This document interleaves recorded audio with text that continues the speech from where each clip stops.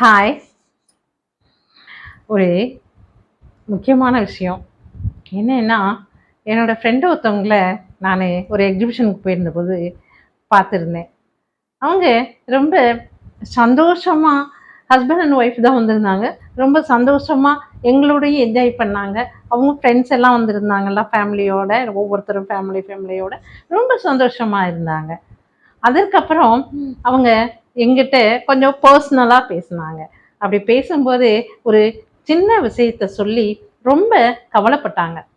என்ன அப்படின்னா, அவங்களுக்கு திருமணமாகி ஒரு 20 வருடம் ஆச்சுங்களாம். ஆனா இதுவரைக்கும் அவங்களுக்கு குழந்தை இல்ல.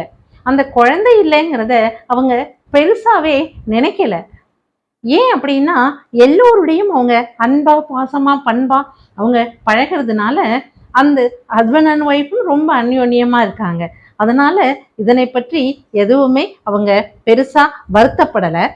ஆனா பாருங்க, ஒவ்வொருத்தரும் கேட்கிறவங்க எல்லாம், "குழந்தை இல்லையா?" அப்படின்னு கேட்கறது ஒண்ணு. "ஸ்கூலுக்கு போயிருக்காங்களா?" அப்படின்னு கேட்கறது ஒண்ணு.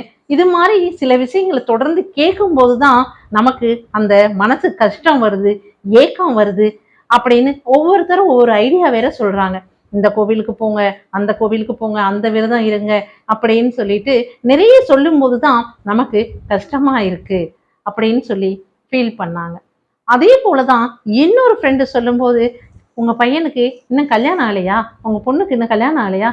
ஏன் நல்லா தானே படிச்சிருக்கான்." அப்படியெல்லாம் சொல்லும்போது ரொம்ப மனசு வேதனைப்படுறாங்க. ஃப்ரெண்ட்ஸ், அந்த வேதனைகளை நம்ம ஏன் கேட்கணும் அப்படின்னு எனக்கு தோணுச்சு. நான் அவங்க கிட்ட ஆறுதலா மட்டும் சொல்லிட்டு விட்டுட்டேன். ஏன்னா அதற்கு மேல அவங்க ரொம்ப மன வருத்தத்துல இருந்தாங்க. அவங்க கிட்ட நானு அத பத்தி நீங்க கவலைப்படாத வரைக்கும், சார் கவலைப்படாத வரைக்கும், நீங்க எந்த விதமான இதை அடுத்தவங்க சொல்றாங்க கேட்குறாங்கங்கிறதுனால வருத்தப்படாதீங்க. ஏன்னா நமக்கு உலகத்தில் இருக்கிற எத்தனையோ குழந்தைகள் நம்மோட அன்பா பாசமா பேசுறாங்க. குழந்தைங்க இருக்கவங்க எல்லாருமே சந்தோஷமாவா இருக்காங்க. அதையும் பாருங்களேன்.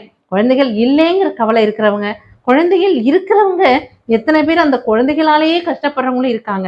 அப்படின்னு சொல்லிட்டு எதற்கும் கவலைப்படாதீங்க. நமக்கு இறைவன் பிரபஞ்சம் என்ன கொடுக்கணுமோ அதை நமக்கு கொடுக்கும்.